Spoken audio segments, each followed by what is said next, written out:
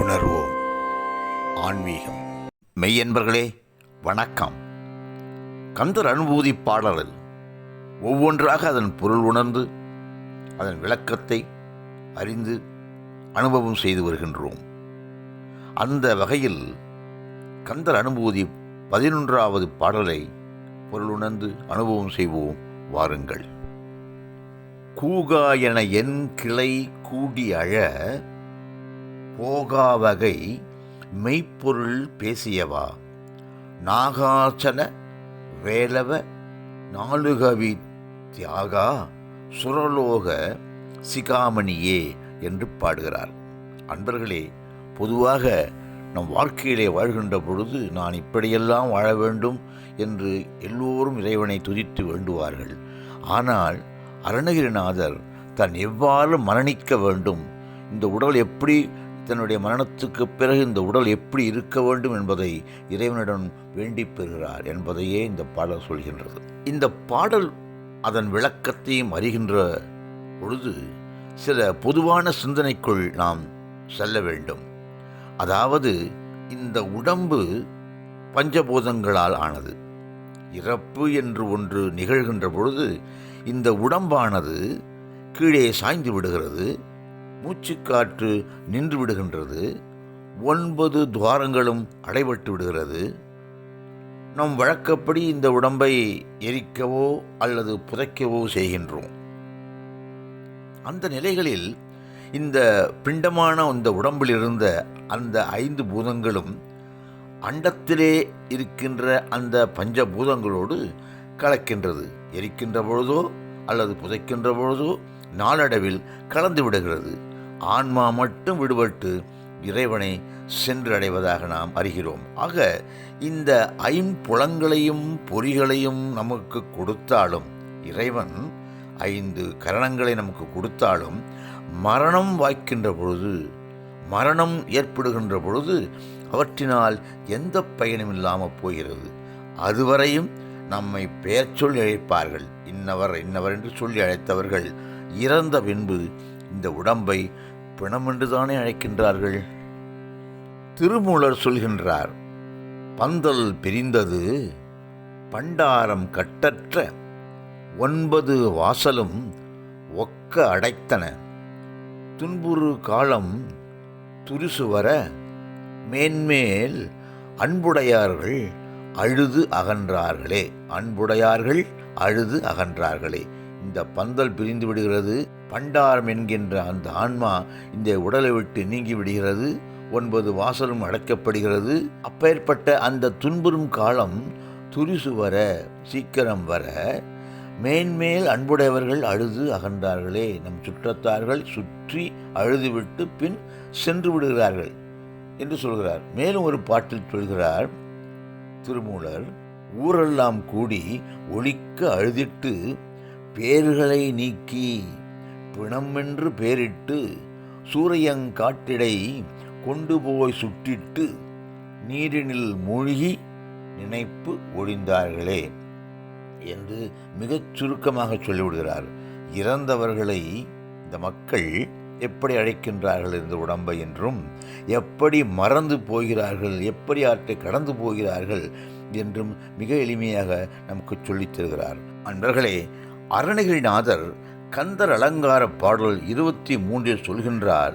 அதில் செங்கோட்டு முருகனை எப்படி வேண்டுகிறார் என்று பாருங்கள். தெய்வ திருமலை செங்கோட்டில் வாழும் செழும் சுடரே, வைவைத்த வேற்படை வானவனே, மறைவேன் உனை நான் ஐவருக்கு இடம் பெற கால் 2 ஒட்டி அதில் 2 கை வைத்த வீடு குலையும் முன்னே வந்து காத்தருளே என்று பாடுகிறார். அதாவது, இந்த உடம்பு அழிவதற்கு முன் என்னை ஆட்கொண்டு விடு என்பதாக சொல்கிறார். 5 புலன்களுக்கு இடம் கொடுத்த இந்த உடம்பை 2 கால்களால் நிறுத்தி 2 கைகளால் அணைத்து வீடு போன்று அமைத்து கொடுத்தாய். ஆனால் அவை அழியும் முன் என்னை காத்து உன் பாதங்களிலே சேர்த்துக்கொள் முருகா என்பதாக செங்கோட்டு வேலவனை வேண்டுகிறார்.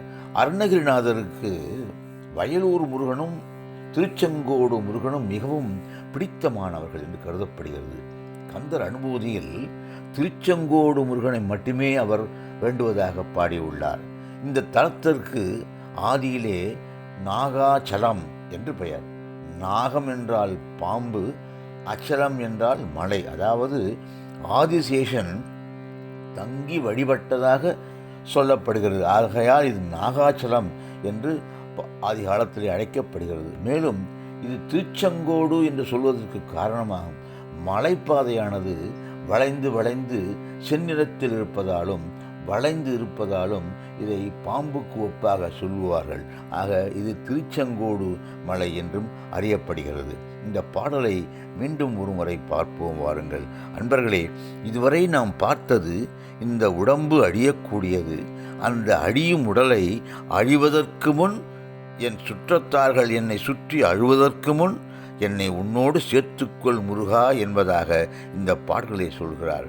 கூகா என என் கிளை கூடி அழ போகாவகை மெய்ப்பொருள் பேசியவா நாகாச்சல வேலவ நாலுகவி தியாகா சுரலோக சிகாமணியே என்கிறார். அலங்காரத்தில் திருச்செங்கோடு முருகனிடத்தில் கந்தர் அனுபூதி பாடுவதற்கு முன்பாகவே ஒரு வேண்டுகோளை விடுத்திருந்தால் அந்த பாடலை நாம் பார்த்தோம். தெய்வ திருமலை செங்கோட்டில் வாழும் செஞ்சுடரே என்ற பாடலை நாம் பார்த்தோம்.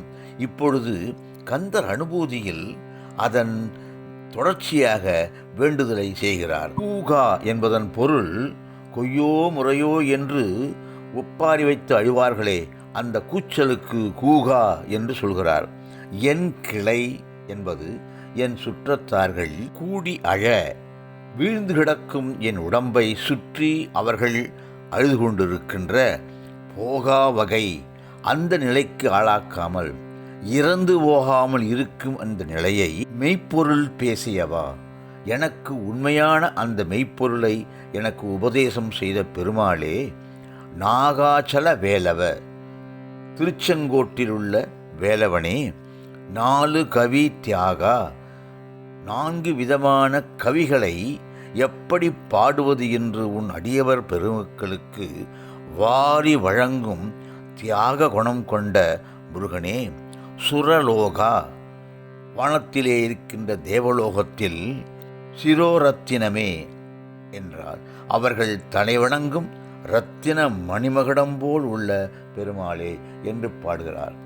மரணத்திற்கு பிறகு தன் உடல் அழிக்கப்படாமல் பிரபஞ்சத்தில் சேர வேண்டும், என் ஆன்மா மீண்டும் பிறவி எடுக்காமல் உன் திருவடி நிழலிலே இளைப்பாற வேண்டும் முருகா, எனக்கு அந்த நிலை வராமல் எனக்கு எது மெய்ப்பொருள் என்று காட்டிய பெருமாளே, உன் அருளால் ஆசுகவி மதுரகவி சித்திரக்கவி வித்தாரக்கவி என்று பாடுகின்ற திறமைகளை உன் அருளாளருக்கு வாரி வழங்குகின்ற பெருமானே, தேவர்கள் தலைவணங்கும் சிரோமணியே, எனக்கு அருள் செய்வாயாக என்று விண்ணப்பம் செய்க. இந்த உடல் தோன்றியது மண்ணுலகத்தில், ஆக இங்கேதான் அழிக்கப்பட வேண்டும் என்பதாகத்தான் எல்லோரும் உணர்வார்கள். வள்ளல் பெருமான் என்ன சொன்னார்?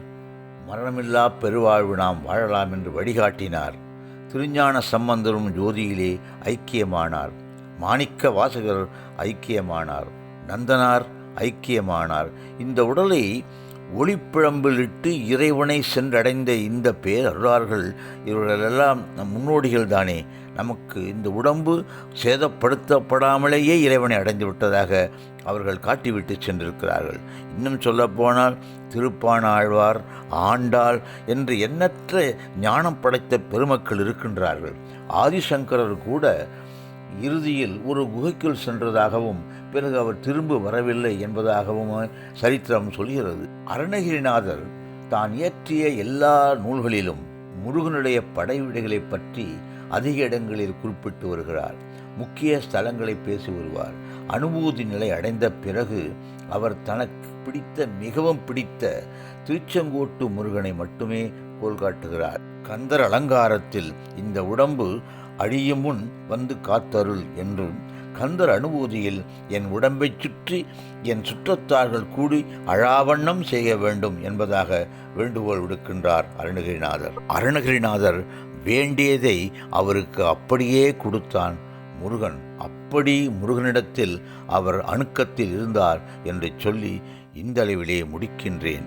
மீண்டும் ஒரு முறை அந்த பாடலை நாம் பாடி மகிழ்வாருங்கள். கூகா என என் கிளை கூடியழ போகாவகை மெய்ப்பொருளில் பேசியவா நாகாச்சல வேலவ நாலுகவி தியாகா சுரலோக சிகாமணியே என்று சொல்லி இந்த அளவிலே முடிக்கின்றேன். நன்றி, வணக்கம். வெற்றிவேல் முருகா. அரோகரா.